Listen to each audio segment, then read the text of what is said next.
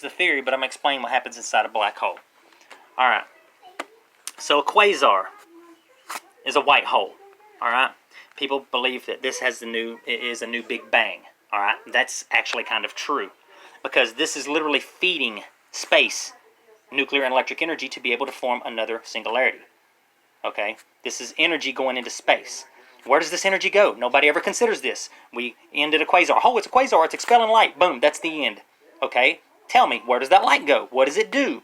What's it composed of? You know? Scientists don't want to answer all this. Okay? Well, alright. So, whenever matter gets crushed into a black hole, okay? When it gets crushed into the black hole, now, whenever it's at the center of this, now, nucleonic matter is how quantum nature, or quantum energy is, or quantum information is stored, okay? You literally crush electrons inside to the nucleus of an atom. I mean, you're literally crushing it all together into nucleonic matter. Now, inside a black hole, once this is at the center, it's going to be weightless. I mean, yeah, it's inside a black hole, but when you think about it, if it, like, okay, say you stand in the middle of a centrifuge, all right?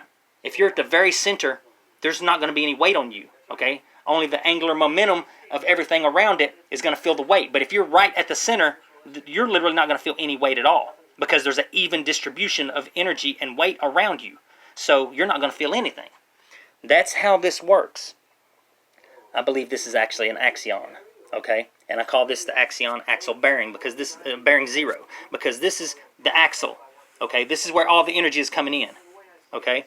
So you have your axion. Let me just read this because I'll end up digressing. Okay, the quasar, white hole, Big Bang material. Okay, axion. It's pseudo-scalar. It has CP violations. Light, electrical. It's electrically neutral. Now it's getting all this matter is literally its polarities is being flipped around so much. Okay, so now you have your fluid mechanics of a black hole creating create a suspension for stationary core. That stationary core is nucleonic matter. It's like a micro neutron star. Now we can't see it because light cannot traverse this fluid, the fluid of the black hole. Okay? As I explained in another video, light particles are too big to enter the nucleus of an atom. Okay?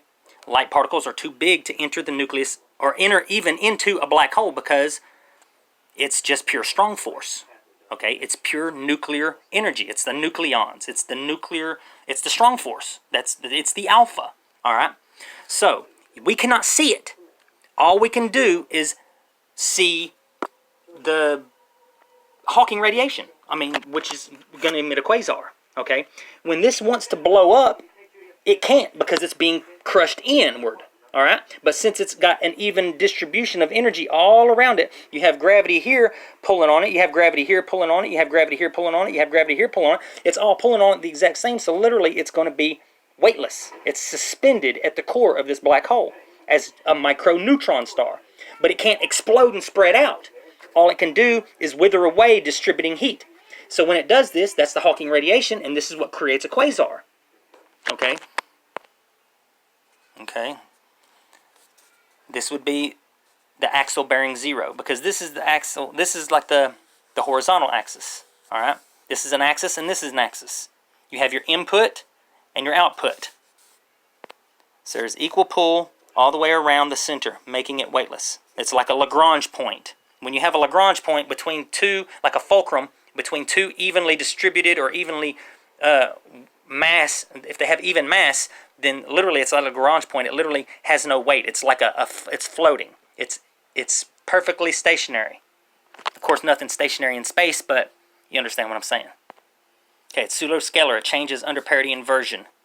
Improper, no rotations. CP violation, light, electrically neutral. Literally, this thing is going through all kinds of phases. It's getting crushed, flipped. The polarities are being switched, changes. I mean, it's crushing all the electrons into the protons and the neutrons. I mean, it's right into the nucleus. So there's all kinds of weird things going down.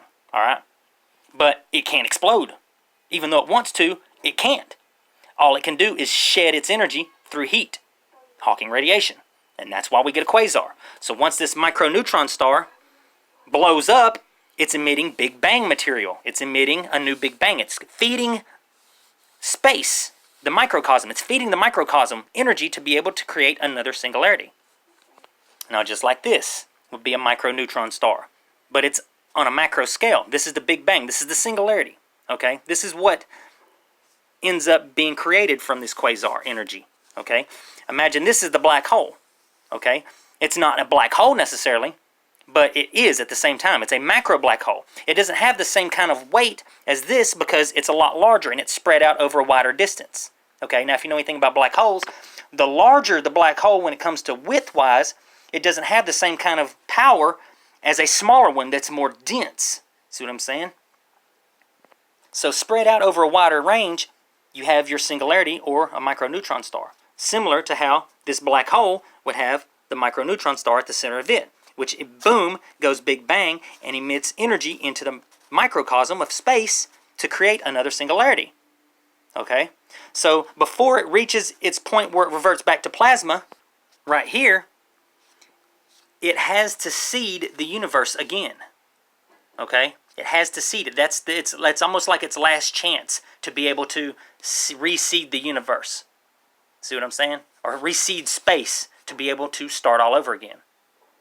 So this is what quasars are. They're literally the strong force, the alpha, emitting the seed to create another universe.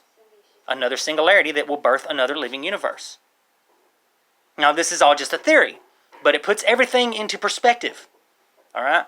I've never heard anybody else put this theory together. All I've gotten is all of the information that we know, and the mystery still remained. So I took all of the information we knew and put it together, and this is what it came up with. So I'm not making anything up. I'm theorizing from the information we have. And that's why I've been able to necessarily predict everything we've ended up discovering over the few decades, because I've used the information. Instead of sitting around waiting for it, I actually try to put the information together to figure something out. And people call me crazy. Now, I'm not trying to be an asshole. I'm not trying to be cocky. I'm just trying to throw this out for anyone who has the same interests that I do and likes to do this stuff. I'm trying to help them get on the same track, okay? Or on a similar track, or at least give them some insight to be able to start doing some research of their own, because these are clues to understanding how this universe came to be. The Alpha and Omega. That's the big picture. There is a God, and there isn't a God. However you want to look at it. It's all about perspective. You can consider that being God because it's the one and only God there is. Space, Alpha and Omega, which is space, nuclear and electric energy. That's God. That's what creates everything. You can consider that God, or you consider, well, it's just the quantum nature of the universe. You don't have to believe there's any kind of God there. See what I'm saying? It's all about perspective. And I'm putting this stuff out here to try to create some kind of peace. Because everyone is fighting for nothing. When it comes down to this religion and stuff, everyone is fighting for no damn reason at all. And it's creating hell on our planet. And I'm sick of it. I don't want my kids growing up in this damn world of hell where the most intelligent species on the planet can't maintain any kind of peace.